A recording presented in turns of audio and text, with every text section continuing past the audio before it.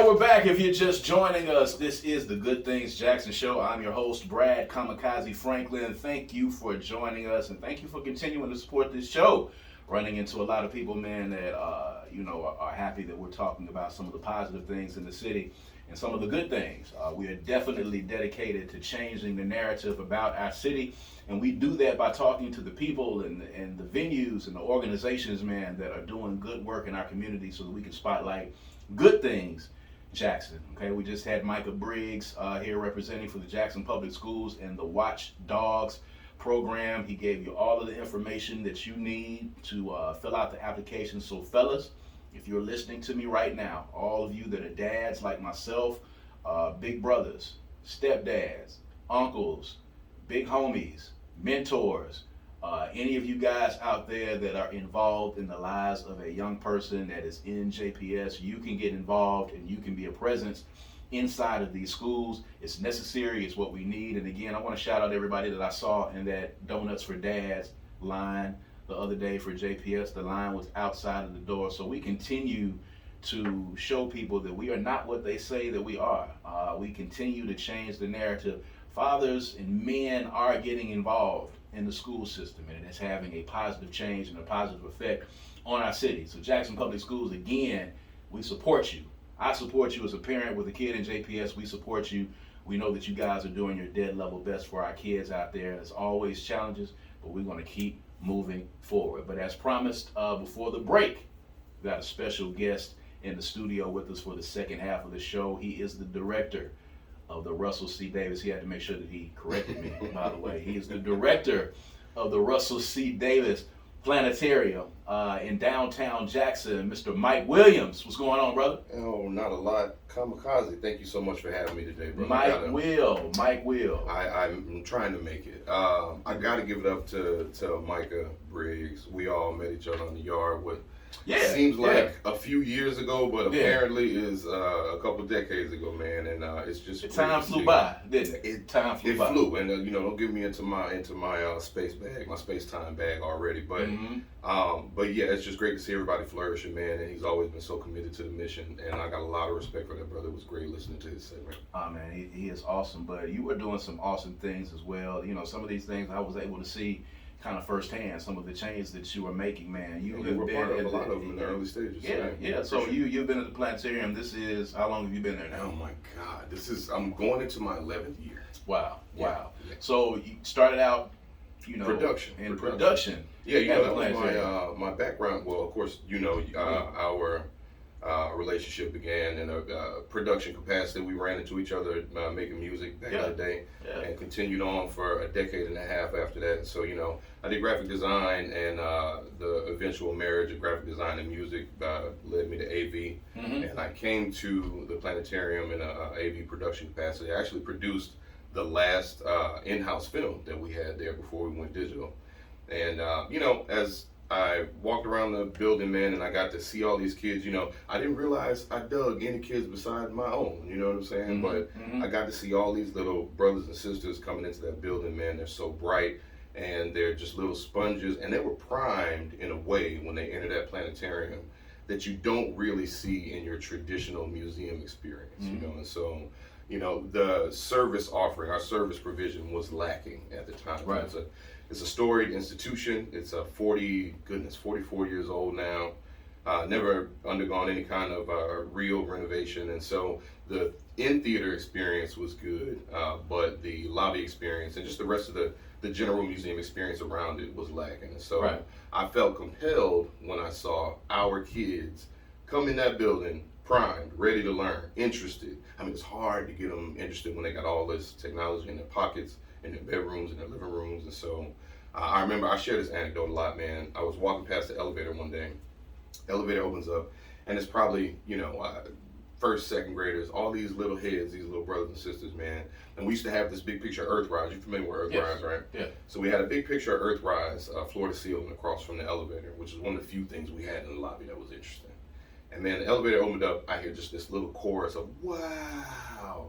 And I thought in that moment, man, we are really not earning that wow. And so I think that was the impetus of this renovation project, was, how can we not only capitalize on these kids being so primed and ready to learn when they come in that building, but also make good on our mission to the city. I mean, it's a city building, man. It's a municipal building. So this is the people of Jackson's planetarium. The state at large benefits as well, but this is our planetarium, your planetarium. Right. So, it was incumbent upon us to make sure that we were making good on that mission, on that mission directive, and giving to the people of the city what they deserve in that kind of facility. So let's have a deeper conversation about the planetarium because, as I said at the top of this break, I've had conversations with folks and I've seen comments from folks talking about the planetarium. Sure.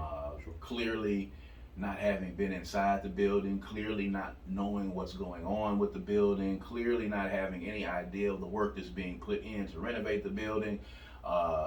People alluding to the fact that they have seen you and they've seen people from the department often, at the city council meetings and you're at the supervisors meetings and you're getting, grants in and you're getting funding in and you're asking for monies, to go into renovations. And people are like, why are we giving money to the planetarium? Planetarium's not even open. Planetarium's this, planetarium's that. Why are we giving them money? Why are we giving them money? Well, let's talk about that. Why is it important that, these public entities, the city council and the board of supervisors, why is it important for you guys to go stand before these bodies and why is it important to have these bodies support what's happening at the planetarium?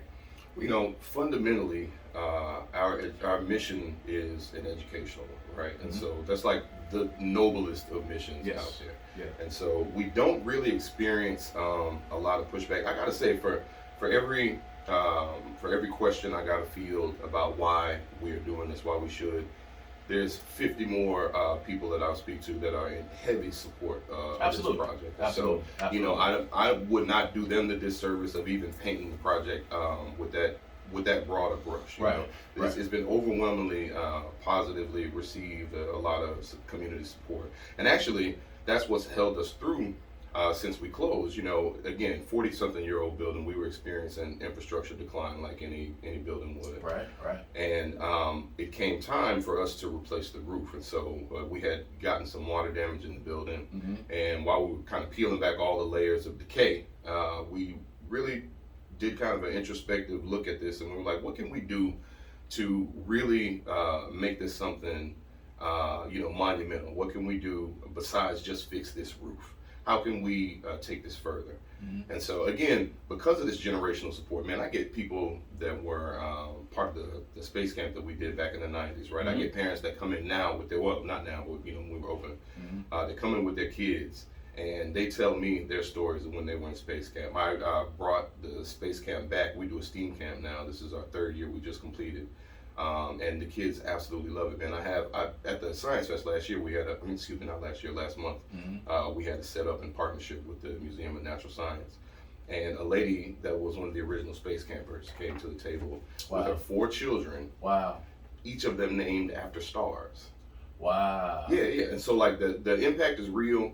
And that's just one layer of it, man. Another layer is our kids are, they display a natural aptitude in maths and sciences that I have gotten to witness firsthand since I started working there.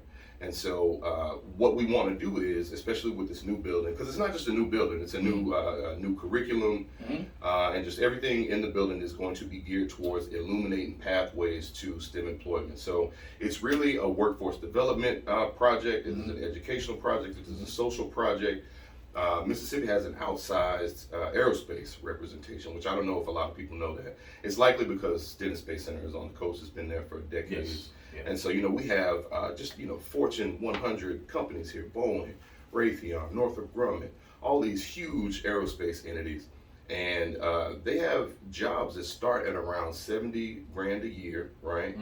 And we only produce enough technology graduates to fill about 20% of those jobs internally.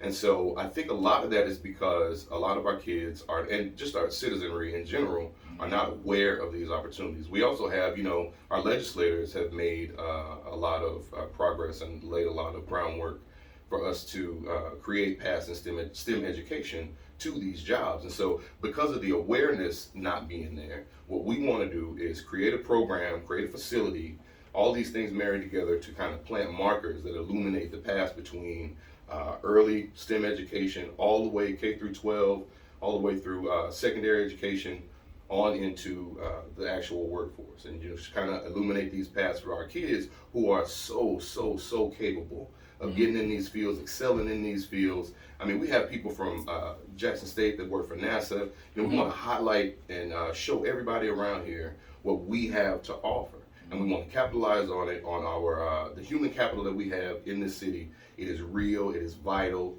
to the world at large, to the space program. We have a legacy, a deep legacy of space science involvement in this state. And so we need our kids to know that they have a place in this, and that there is very lucrative ends, a pot of gold at the end of this STEM education rainbow that we want to point these kids to. Yeah. So I mean, it doesn't.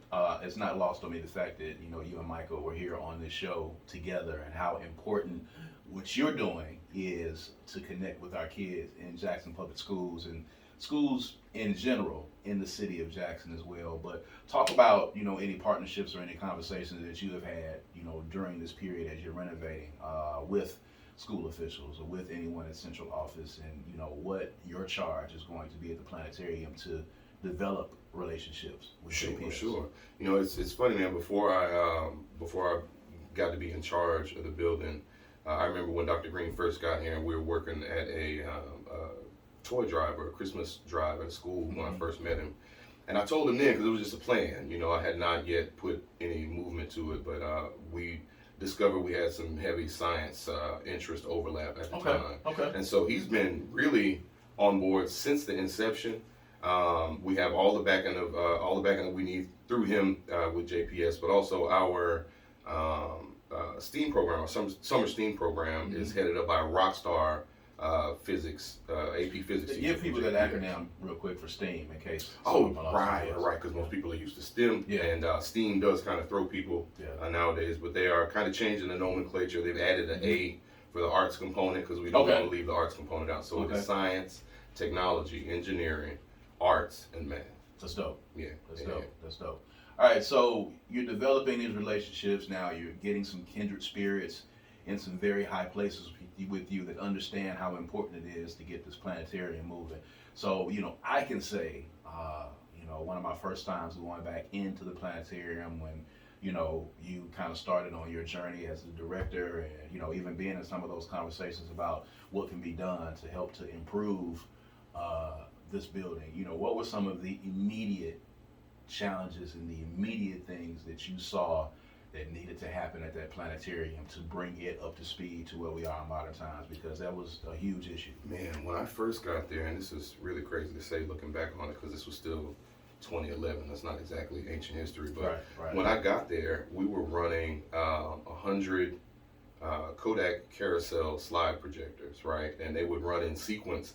That sequence was programmed into a DOS machine, man, which I wouldn't expect most of this demographic listening to even know what DOS is anymore. Haven't any idea. Right. I mean, we've got some older people who are like, sure. DOS machine. Yeah, I used to run those. For everybody who doesn't know, think black screen with green letters, and that's it. Yeah. Ain't no pictures. Yeah. So that's what was running these shows, or a good component of these shows. Of course, we had the big satellite looking thing, the star projector that used to come up out of the floor, which was kind of the selling point back then. But in order to augment those shows, we had all these slide projectors that work in sequence. And so they stopped making those things in maybe 96 maybe. Yeah, right. And so and they stopped producing parts for them a few years after that. Right. So as these old machines would break, because it's not like we bought them new in 96. Let me say this. They stopped producing these parts, but yet our planetarium was still using this equipment. And I'll go one further than that. The star projector that we had was the original one that was installed in 1979. And so it did a phenomenal job, but I mean, we entered into the digital age. Yeah. So the same problem, we were afflicted with the same problem across the board, which was that as we lose components, we do not have the ability to fix them anymore because they don't produce the parts for them anymore. And so with the slide projectors, we used to have to cannibalize our own machines. Every time you do that, you lose a show element. And so we were running out of runway. And so the first thing that we did, I mounted a campaign to go digital. And we were able to replace all of that old stuff with a new digital projector, which was the first step in our transitioning into the next phase of Planetarium. Very well received. It breathed new life into the building. I got to thank the administration at the time. It was, I think was it Tony or was it Harvey? I can't remember. It was Tony. I think it was Tony, right? Yeah. So shout out Tony Yarber for helping us make that happen. The administration support was instrumental in making that happen. And so that kind of opened the window into like just the first ideas about what we could do to improve this place. I mean, it's not quite a historic building, but it was built by a master builder, as Archives and History has ascribed them. So a lot of the same rules apply. So like the building's not going anywhere, right?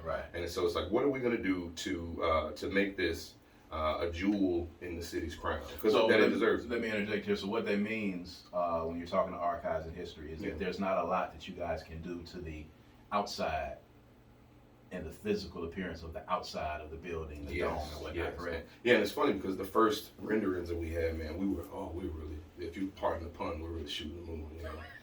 And they was like, hey, y'all dial that back a little bit. This is just some rules, subordinate structures and all that. So right. But we have arrived at a final design that we think is very refined, beautiful, classy. And when you get into the building and get up to the new exhibit space, that's where we really go all out. So what's going to be allowed on the facade of the building? The dome is very noticeable. It's one of the things when you're coming into downtown Jackson that you see right off. It's actually a landmarker that you can use when people are looking for either the Art Center or Thyamara Hall or the Museum of Art. They're looking for that dome and that breezeway coming under the Planetarium. Absolutely. So is there anything that you can say can be done to the facade of the building on the outside? They're not that strict. I mean, just to be clear, the original design was very, very optimistic. It was very spacey, very futuristic, and so it's a little bit more refined. There'll be a lot of new cladding across the exterior. We're actually building. So right now, the original structure sits adjacent to the Art Center, the Mississippi Art Center. And so what we're doing, because there's only a little canopy in between, what we're doing is we're taking that space in the middle. We're building a really dynamic 3-story atrium in between those two, adjoining the two buildings. Beautiful, beautiful design. And, just kind of redoing all of the landscaping out front, some of the brickwork. We will be adding a new dedicated bus lane because in the past, kids would have to sometimes park the buses and cross the street to enter into the stairwells to come up, large groups. Right. And, obviously that presented some safety issues that we were not comfortable with. So we'll be adding a dedicated bus lane. And around the back, we'll be kind of dressing it up to extend the design language of the art garden with this beautiful art garden of the Museum of Art behind us. Yeah. And just kind of bringing all of that design language out to the front of the building, just making it beautiful, man. Yeah. So the top of the building, there's kind of a walkway that goes from the second floor of Thyamara Hall and kind of comes across the way. There's a walkway there. There's a path, and then you come over to the Planetarium. For people that haven't seen this, is there anything that's going to be done there as you're connecting these two buildings? Because it gives you a center for art downtown. It gives you this is one big huge arts complex. It gives you that kind of energy where you're able to reach the museum, the Planetarium, the Art Center, Thyamara Hall, and the spaces behind the art museum as well. It kind of gives you that air. So is there any talk about connecting that walkway from Thyamara Hall? We have explored it. That will be at a later phase though, because right now we're fully concentrating all of our energy into the new space and especially the new exhibit space.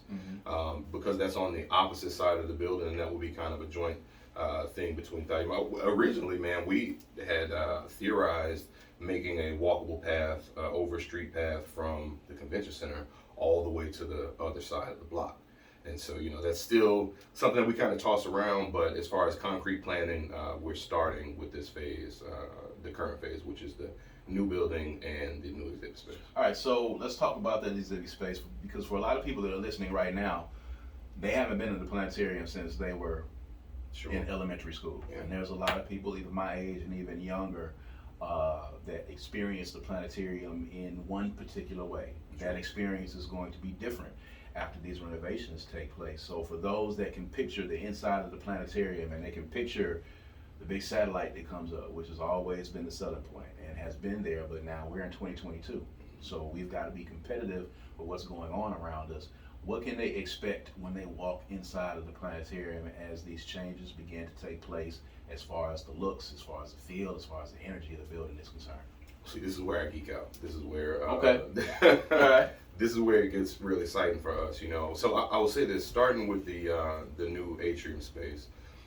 You know, we've had a lot of residential repopulation downtown. They've added maybe 350 new residential units over the last few years. Mm-hmm, and so, you know, when you see ponytails flopping on ladies or jogging with their little Pomeranians downtown at 6:30, you know, we're kind of headed in a different direction with our residential population downtown. And so what we want to do is to create a space that increases the walkability, the chillability, if you will. Chillability. This will be there you go. A space that you can come into and kind of relax. You know, we did a lot of site visits in our research phase for this project. And we went to Hayden Planetarium in Manhattan, home of Neil deGrasse Tyson, of course, for respect. Yeah. All my black astrophysicist heroes out there. Did you get a chance to meet him while you were there? I did not. I met a video of him. I mean, that's how, you know, when you get to that level in the world of astrophysics, man, you know, it's surprising that you didn't see a hologram. You don't say it, they'll probably walking put one in there tomorrow, right? Yeah. Funny you say that. We're going to have a hologram in the new planetarium. But, yeah, one thing we noticed, again, in our site visits there, we went to Adler in Chicago, and it was just that, you know, it is a planetarium, it is an educational facility, but most of these places are contained in larger science centers. We do not have the square footage to make it a science center, but what we do have is, you know, we have the sculpture garden out front, you know, right in front of the art center. Right. And in the new building, we'll have seating down below. On the second floor, we're going to have a mezzanine where people can come and connect your Wi-Fi, bring a cup of coffee, walk from cups, get you a cup of coffee, come over here and chill out. You know, we want people to live in this space. Right. It's traditionally been known, before I got there especially, just, you know, known for its 9-to-5 field trip aspects, you know, and my entertainment background, which you remember this era very well. Matter of fact, I think you're one of the first people I called, like, hey man, did you realize there's a 200-seat theater over here and they're not doing anything with it? Oh, we used it. It got some usage. Yeah, it did. It got some usage. Yeah, shout out to Larry Leggett. We started doing comedy shows there. He had some phenomenal comedy shows. We saw a lot of local comedians that really kind of cut their teeth there. And I remember seeing Nardo for the first time there. And I was just absolutely in stitches, man. Yeah. And it's just been great to watch him progress. You know, we're really embedded into the fabric of this community in a lot of ways that I don't think people realize, you know. But again, we want to create a space that is inviting and that will allow people to come in. It's very livable, very chillable. You will ascend to the second floor, which used to be offices. But again, man, it was old. So we had a dark room for developing film, man. What is that anymore, you know? A dark room, ladies and gentlemen, for those of you that might not know, in this digital age, there was a room that you had to go in and you had to develop pictures with a formula, a liquid that you would have to concoct and put together, that you'd put in pans. In the dark. In the dark. And you'd have to stick your negatives into the water, and you'd have to develop pictures. You'd have to pin them up like you used to do your clothes in the backyard on the clothesline, and you pin the pictures up. And that's how you develop pictures. And I can actually remember in my photography class at Jackson State University, that's how we first learned to develop pictures. And then immediately a few years after that, things evolved into the digital age. But just giving people an idea of what was happening in this building, there was still a dark room. Right. You know, it's so ironic, man, that in a place devoted to space science, which is kind of inherently about futurism, that we were so backwards. You know, so the second floor was there was space devoted to a dark room. There was a engineering room where we used to machine our own parts. Again, I say we. I was a toddler when they were doing this stuff, but they used to mill their own parts out of blocks of aluminum for stuff in the building. Used to do soldering, like electronic engineering and stuff back there, because again, they had to make stuff. We're making stuff, right? You know, and we didn't need that. After we went digital, all of that stuff, all of that space was just, you know, not being used. Even the production room stopped being used. And so what we wanted to do, especially with the camp, the beta year, the camp on the horizon, like what can we do to get a dedicated space that we can host kids in? Because, you know, we used to have parties on the third floor, like birthday parties and stuff on the third floor. There was never a dedicated space. People enjoyed it, and I think it was just because of the deep love that they had for the planetarium in general. But again, from my point of view, it was like, we can do better than this. You know, it was cool to say you were having something at the planetarium. Right. Yeah, but if the facilities did not really match up with what the times were. It didn't. And so, you know, we decided to kind of take these spaces, clean everything out, and see what we could do with them. And so now there's going to be a dedicated and adaptive learning space where we can do, like, it's probably like 100 seats, where we can do, you know, smaller lectures or talks or camps, maker spaces, you know, any of that stuff. That space will be available for. We'll also have a community conference room that will be available, you know, for people in the community to come hold small conferences. You talked about makerspace a little bit, and I've seen them doing something similar at the Bean Pad. Have you had any conversations with the folks at the Bean Pad? Absolutely. We met with Ashley, I think maybe a couple of months ago. But I mean, there's so much. When we have a common mission, it's all overlap. So we just, like, we got in a meeting, man, and we just all kind of nerded out. And I'm so phenomenally proud and in awe of what she is doing over there. She's amazing. Dude, I mean, just landmark, just groundbreaking stuff that she's accomplishing over there. Wonderful sister. And so, again, we've tried to figure out exactly what the most effective parts of our programmatic overlap can be. And she's definitely on board 100%. They have a big dedicated makerspace over there as well. So, you know, makerspaces are kind of the wave, you know what I mean, moving into the future. So we'll be able to do stuff like that in our space. That's really dope. So let's do this here as we're wrapping up. And again, I told you one of the reasons I wanted to have you on is because, you know, during this time, as folks have seen the planetarium, and they've seen the planetarium in the news because you guys have been going before these bodies, and I've seen pockets of conversations about from people who, you know, are trying to understand, you know, why is the planetarium asking for money, and why are we giving the planetarium this, and the planetarium isn't even open. Well, there's a reason why the planetarium is not open. There's a reason why these funds are necessary. There's a reason why we need to have a viable planetarium in our city. Take the last couple of minutes right here, and if you're talking to those people who don't understand the importance of the planetarium, don't understand its place, its position, and why it's important to have a planetarium that is competitive with any type space that exists in surrounding states or in surrounding cities, you know, just take a moment to explain how important that is. Well, I'll say this, man. You know, an investment in a planetarium says a lot about what a city thinks of itself. Right. That's real. And, you know, I think it's happening at such a tumultuous time, you know, politically. We're, again, dealing with infrastructure failure that has us squarely in the spotlight. And so it is a reasonable question to pose. Absolutely. Well, listen, my water is not, I ain't got no water pressure. Why am I worried about space? You know what I mean? And I think it's important to note, and for everybody to know, that the money that we have raised, which a lot of it has been outside fundraising as well, but that money, that money does not come from the general fund. Like, none of our money has any effect on any of the infrastructure projects in the city. None of that stuff, you know. And we caught a lot of media attention from the recent line item veto after we had been appropriated $2 million from the state, and you know, that was a we took a shot there, but it's fine. The legislature overwhelmingly supported this. That's why we got the $2 million in the first place, because everybody has supported this project. And so, you know, I just want to make it clear to everybody that two things can be true. Yes, absolutely. There is the obvious situation that we were in with our water and our infrastructure problems, and then there is a separate thing. You know, we've always enjoyed a certain autonomy in the cultural section of city government. And we're on a little island, but we're trying to make that island great, Mm-hmm. and it is not to the detriment of any other project in this city. And everybody should know that this is strictly to increase our profile, our tourism profile. There will not be, when this thing's finished, there will not be another planetarium in the country that looks like this planetarium. And it will be yet another thing that we can talk about in the city of Jackson that we can brag about Absolutely. to the rest of the world. 100%. So for those people who have been asking, no, the planetarium is not going to prevent, some of those vital pipes that need to be built under the city.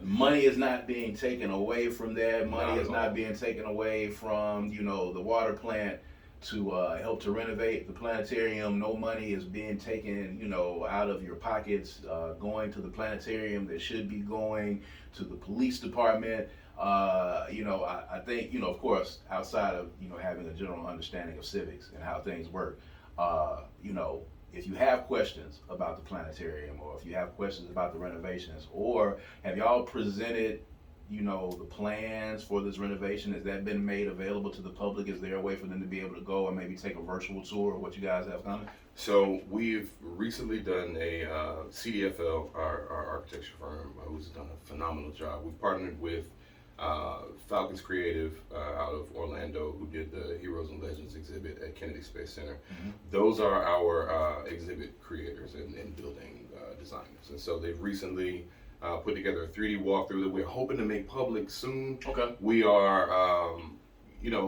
projects around here may have a history of over-promising and under-delivering, mm-hmm. and so we kind of like to reverse that trajectory. Absolutely. But I can tell you this, whenever we are able to publish it, actually at Science Fest, I brought a TV out. I'm not even supposed to be sharing it like that, right. So I don't send it to anybody, right. But if they're there, if you happen to walk in, this massive television where I have the walkthrough on loop, right. So like all the visitors from Science Fest, we had a table set up right by the door, so all the visitors at Science Fest got a chance to do the virtual walkthrough. Everybody was blown away. Wow. And I will tell everybody, the theme of the new planetarium is the world's first orbital museum. There you go. And so what it's going to simulate is that you are in a space museum that is in low Earth orbit. So the windows, all the exterior windows, quote unquote, will be like you're looking back down out onto Earth. Yeah. That's amazing. Mike Williams, the director of the Russell C. Davis Planetarium here in the city of Jackson, man. Some amazing things that are going to be happening at the planetarium. You're going to be seeing those renovations very soon. And very soon that virtual tour is going to be available so you can actually see what these renovations are going to be, what it's going to look like. I've seen a few of them already, and it's fantastic. I'm telling you, it's going to really blow folks away, and it's going to be another selling point, and it's going to be something else that we can brag about on the city of Jackson. It's going to be something that no one else in the nation has, and it's definitely a part of changing the narrative about the city of Jackson. So for WRBJ 97.7, the beat of the capital, this has been the Good Things Jackson show. We're going to see you guys on next Sunday. We're going to have another set of amazing guests in here talking about Good Things Jackson. You guys go out and continue to enjoy the rest of this JSU homecoming weekend.